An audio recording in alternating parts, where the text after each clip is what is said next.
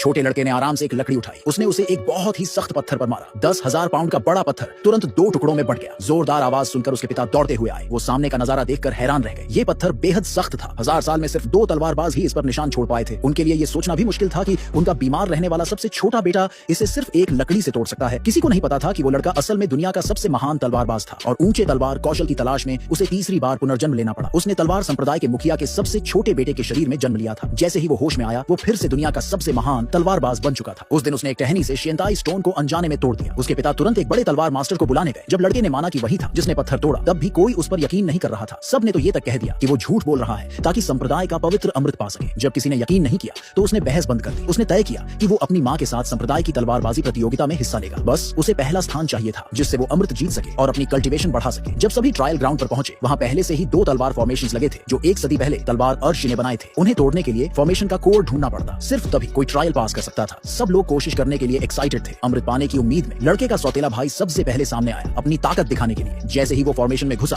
वहां की 3 पत्थर की मूर्तियां एक सीधी लाइन में आ गई। एक खाली हाथ में अचानक तलवारों की एक जोड़ी प्रकट हो गई। वो तेजी से आगे बढ़ा, मूर्तियों द्वारा फेंकी गई सारी तलवारें गिरा दी और फिर उसने फॉर्मेशन का कोड ढूंढकर उसे